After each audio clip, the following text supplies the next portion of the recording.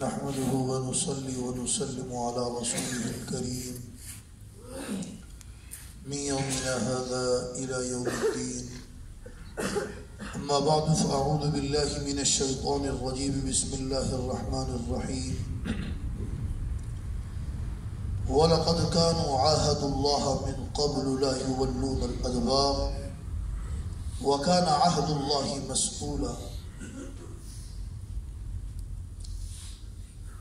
یہاں سے منافقین کی عہد شکنی کا بیان ہے. منافق انہوں نے عہد کیا تھا غزوہ احد کے موقع پر.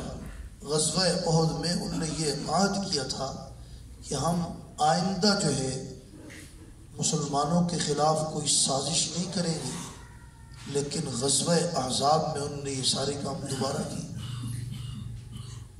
تو فرمایا وَلَقَدْ كَانُوا عَاهَدُوا اللَّهِ، تحقیق انہوں نے عہد کیا تھا اللہ تبارک و تعالیٰ سے من قبل، اس سے پہلے لا يُوَلُّونَ الْأَدْبَارَ، کہ وہ پیٹھ نہیں دکھائیں گے، بھاگیں گے نہیں، مسلمانوں کے ساتھ برابر رہیں گے، مسلمانوں کے ساتھ شریک رہیں گے. غزوہ احد کے موقع پر 300 بھاگ گئے تھے. تو فرمایا تم نے یہ عہد کیا تھا اور وَكَانَ عَهْدُ اللَّهِ مَسْئُولًا، تمہیں پتہ ہے تم عہد شکنی کر رہے ہو، اور وَكَانَ عَهْدُ اللَّهِ، جو اللہ سے وعدہ کیا گیا تھا مسئولہ، اس کے بارے میں اللہ تبارک و تعالیٰ پوچھیں گے، سوال ہوگا. یہ عہد شکنی جو کر رہے ہو پوچھا جائے گا اس کے بارے میں. آگے فرمایا قل، آپ کہہ دیجئے ان سے لَن يَنْفَعَكُمُ الْفِرَارُ، تم موت سے بھاگ رہے ہو، تمہیں فائدہ نہیں دے گا، نفع نہیں دے گا بھاگنا. ان فررتم، اگر تم بھاگ گئے، اگر تم بھاگو تمہیں فائدہ ہرگز نہیں فائدہ دے گا بھاگنا. ان فررتم من الموت، اگر تم بھاگ گئے اس وجہ سے، موت کی وجہ سے، کہ موت نہیں آئے گی ہمارے بھاگنے سے، اب القتل، یا قتل کیے جانے سے. وَإِذًا لَا تُمَتَّعُونَ إِلَّا قَلِيلًا، اور اس وقت نہیں، لا تمتعون، تم فائدہ نہیں اٹھاؤ گے مگر تھوڑا سا، بچ بھی گئے تو تھوڑا سا. موت تو آنی ہے، تم مضبوط قلعوں میں چلے جاؤ، وہاں پر بھی تمہیں موت آنی ہے. چاروں طرف سے بند کر دو، دیواریں لگا دو، چھت ڈال دو، کوئی کھڑکی نہ ہو، پھر بھی تمہیں موت آنی ہے. ملک الموت، فرشتے ان کے لیے یہ دیواریں کچھ بھی نہیں ہیں. جیسے پرندوں کے لیے ہوا کوئی رکاوٹ نہیں ہے، اسی طرح فرشتوں کے لیے یہ دیواریں کوئی رکاوٹ نہیں ہے. قبر تم چاروں طرف سے بند کرتے ہو، فرشتے پھر بھی چلے جاتے ہیں. وَإِذًا لَا تُمَتَّعُونَ إِلَّا قَلِيلًا. قُلْ، آپ کہہ دیجئے مَنْ ذَا الَّذِي، کون ہے وہ شخص، کون ہے وہ شخص يَعْصِمُكُمْ، جو تمہیں بچائے، جو تمہیں بچائے گا کس سے، من اللہ، اللہ تعالیٰ سے. ان اراد بکم سوءا، اگر ارادہ کیا تمہارے ساتھ اللہ تبارک و تعالیٰ نے برائی کا، عذاب کا، دکھ کا، تکلیف کا، کون ہے جو تمہیں بچائے گا، کون ہے وہ شخص. او اراد بکم رحمہ، یا اللہ تبارک و تعالیٰ تمہارے ساتھ بھلائی کا ارادہ کرے، کون ہے جو اس کو روکے. مشہور حدیث ہے، حدیث کہ سرکار دو عالم سرور کونین صلی اللہ علیہ وسلم دراز گوش پر سوار تھے. آپ کے دراز گوش کا نام عفیر تھا. جب سرکار دنیا سے رخصت ہو گئے تو وہ دیوانوں کی طرح گھومتا تھا. کبھی مسجد نبوی کے سامنے آ جاتا، کبھی امی عائشہ صدیقہ رضی اللہ تعالی عنہا کے حجرے کے سامنے. کچھ دنوں کے بعد وہ سمجھ گیا کہ سرکار اس دنیا میں نہیں ہے، تو وہ ایک ٹیلے پر چڑھ کر اس نے اوپر سے اپنے آپ کو گرایا اور خودکشی کر لی. تو آپ اس پر سوار تھے. آپ کے پیچھے حضرت عبداللہ ابن عباس رضی اللہ تعالی عنہ تھے، چھوٹے بچے تھے. سرکار جب دنیا سے رخصت ہوئے اس وقت ان کی عمر پورے 10 سال تھی. آپ نے اس وقت ایک نصیحت کی، فرمایا یا غلام احفظ اللہ یحفظک، تم اللہ کے حقوق کی حفاظت کرو، اللہ تمہاری حفاظت کریں گے. وَإِذَا سَأَلْتَ فَاسْأَلِ اللَّهَ، اگر تم نے سوال کرنا ہے تو اللہ سے سوال کرنا. وَإِذَا اسْتَعَنْتَ فَاسْتَعِنْ بِاللَّهِ، مدد مانگنی ہے تو کس سے؟ اللہ ہی سے مانگنی. مَنْ ذَا الَّذِي يَعْصِمُكُمْ، کون ہے وہ شخص جو تمہیں بچائے اللہ سے؟ وہی اللہ حاجت روا ہے، وہی مشکل کشا ہے، وہی فریاد رس ہے، وہی عالم الغیب ہے، وہی و مختار کل ہے، وہی حاضر و ناظر ہے، وہی سب کچھ ہے. یہ بنیادی عقیدوں میں سے یہ کہ جو کچھ اللہ چاہے وہی ہوگا. اللہ خیر کا ارادہ فرمائے تو کوئی اس کو شر نہیں پہنچا سکتا، اور اللہ کسی کے ساتھ شر کا تکلیف کسی کو پہنچانا چاہے تو اس کو کوئی بھلائی نہیں دے سکتا. وَإِن يَمْسَسْكَ اللَّهُ بِضُرٍّ فَلَا كَاشِفَ لَهُ وَإِن يُرِدْكَ بِخَيْرٍ فَلَا رَادَّ لِفَضْلِهِ. تو فرمایا وَلَا يَجِدُونَ لَهُم مِّن دُونِ اللَّهِ وَلِيًّا وَلَا نَصِيرًا، اور پھر تم نہیں پاؤ گے اپنے لیے اللہ کے سوا کوئی ولی اور کوئی نصیر. ولی کسے کہتے ہیں؟ جو زبانی تائید کرے، اور نصیر جو عملی تائید کرے. اللہ کے دربار میں نہ تمہارے لیے کوئی زبانی تائید کرے گا اور نہ کوئی عمل نہ کر سکتا. وَلَا يَجِدُونَ لَهُم مِّن دُونِ اللَّهِ وَلِيًّا وَلَا نَصِيرًا، نہ کوئی زبانی تائید کرے گا اور نہ کوئی عمل. قَدْ يَعْلَمُ اللَّهُ الْمُعَوِّقِينَ مِنْكُمْ، تحقیق اللہ تبارک و تعالیٰ جانتے ہیں جو تم میں سے روکتے ہیں.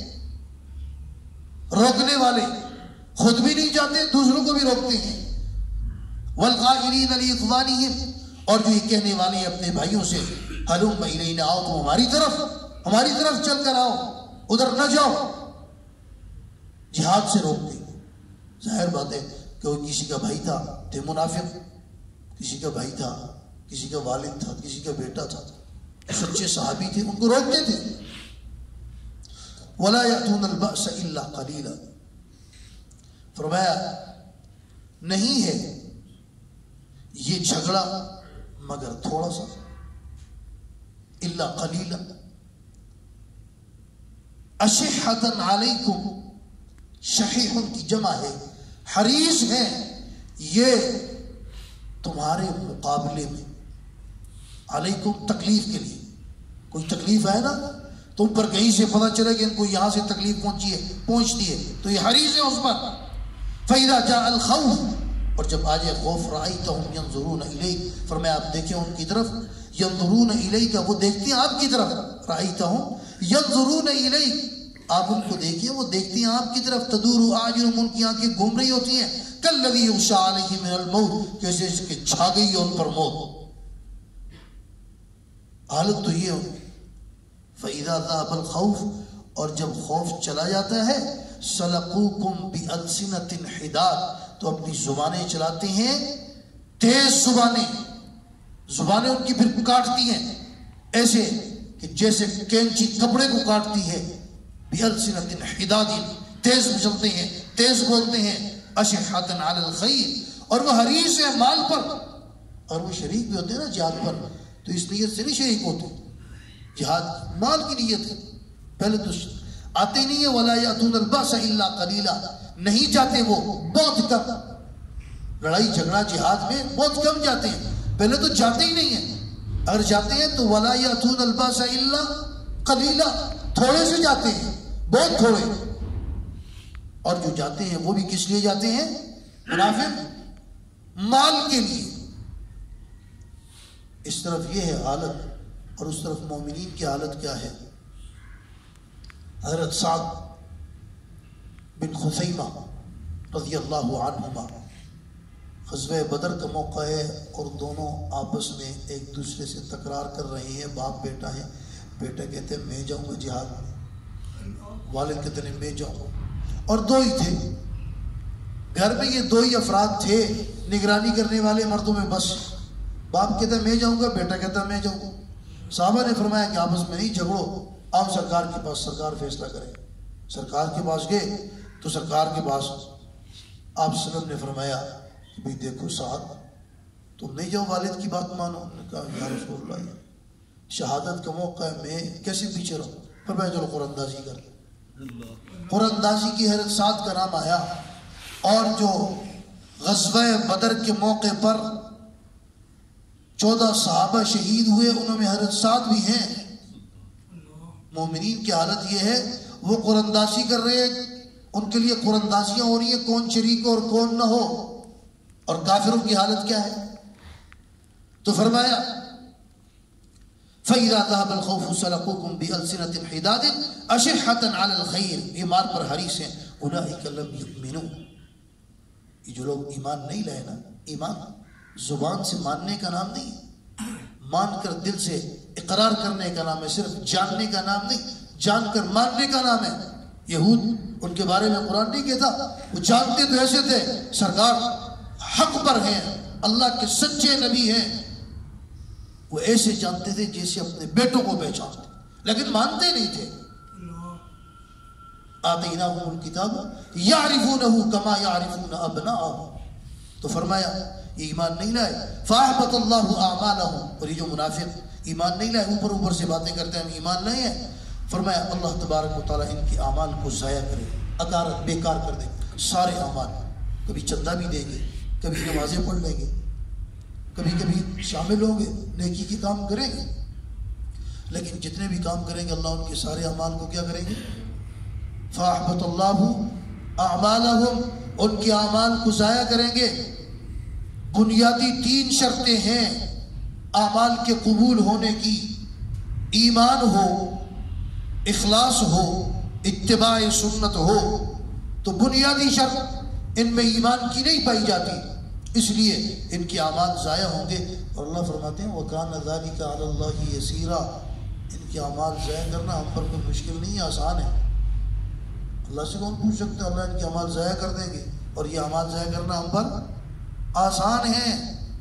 اللہ تبارک و تعالی ہمیں قرآن کریم کی تعلیمات سمجھ کر اس پر ہم سب کو عمل کریں۔